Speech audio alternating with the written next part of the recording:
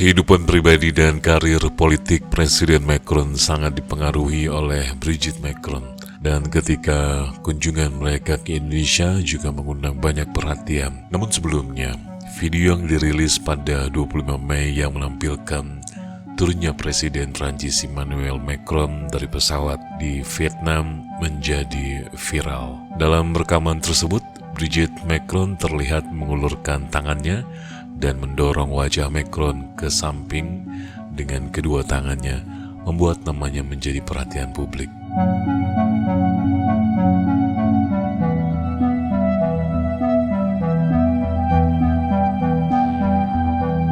Media dan warganet langsung berpikir. Beberapa orang melihat gerakan tersebut sebagai tamparan, dan itu dengan cepat menyebar di media sosial, menyebabkan perdebatan dan gelombang meme.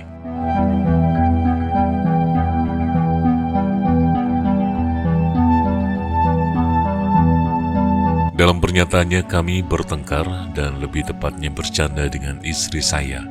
Macron sendiri menggambarkan peristiwa tersebut sebagai main-main dan mengkritik media karena membesar-besarkan peristiwa tersebut. Dia menekankan bahwa itu hanyalah waktu untuk bercanda secara pribadi sebelum memulai tur diplomatik yang penuh tugas.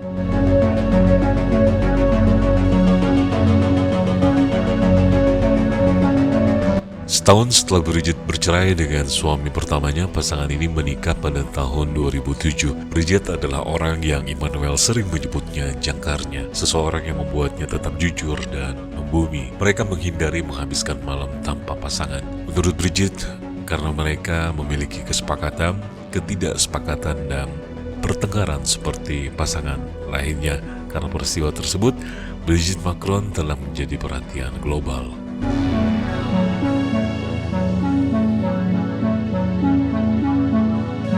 Brigitte Marie Claude Trogneux lahir pada 13 April 1953 di Amiens, Prancis. Dia berasal dari keluarga Trogneux yang terkenal dan terkenal juga dengan bisnis coklat mewahnya. Chocolaterie Trogneux didirikan pada tahun 1872.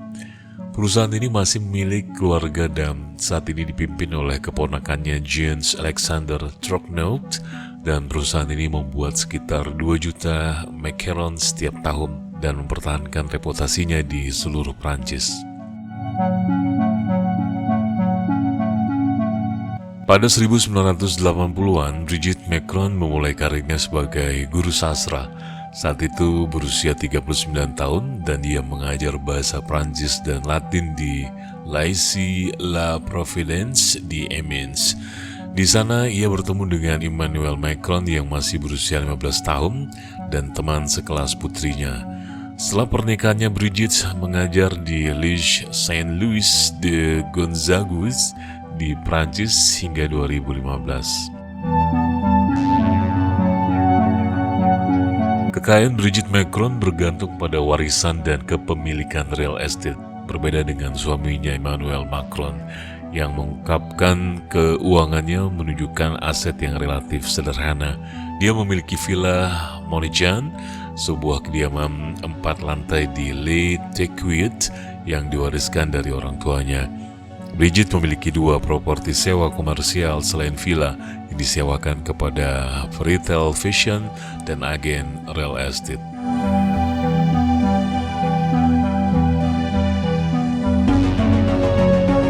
Media Prancis memperkirakan bahwa Brigitte Macron memiliki kekayaan bersih sekitar 10 juta US dollar pada tahun 2025 atau sekitar 163 miliar berkat aset warisan dan juga investasi real estate-nya. Karena itu kekayaannya sebagian besar berasal dari gaji suaminya dan menjadikannya salah satu ibu negara yang lebih mandiri secara keuangan di Eropa. Dengan kekayaan yang diwariskan dan investasi properti yang cerdik, Brigitte Macron adalah salah satu ibu negara Eropa yang paling mandiri secara finansial. Selain usia mereka yang terpaut 25 tahun, hubungan Brigitte Macron dan Emmanuel Macron telah menarik perhatian publik sejak lama karena awal kisah asmara mereka. Emmanuel yang menjadi presiden pada tahun 2017 mengatakan dalam sebuah wawancaranya dengan CNN bahwa cinta adalah komponen utama dari keseimbangan dalam hidupnya. Dia mengakui bahwa perbedaan usia mereka telah menimbulkan kesulitan. Menurutnya, People Bridges menikah dengan Andre Louis Azier dan memiliki 3 anak, Sebastian, Lawrence, dan Tip Hein. Sekarang ia memiliki 7 cucu. Setiap anaknya memiliki karir yang cemerlang. Dia tahu bahwa hubungannya dengan Emmanuel akan menantang, tetapi setelah 10 tahun dia memiliki kebahagiaannya sendiri.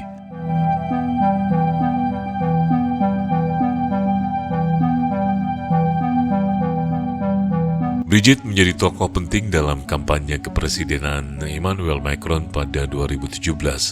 Meskipun ia gagal mencalonkan diri sebagai anggota parlemen pada tahun 1989,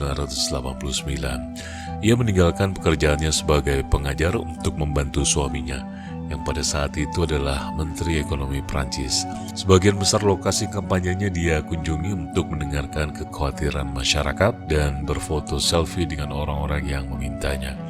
Menurut Marc Ferracci, penasihat kampanye Macron, kehadiran Trakhnuk sangat penting baginya selama kampanye dan dia tidak akan bisa memulai petualangan ini tanpa dia, seperti yang dikutip oleh Cosmopolitan.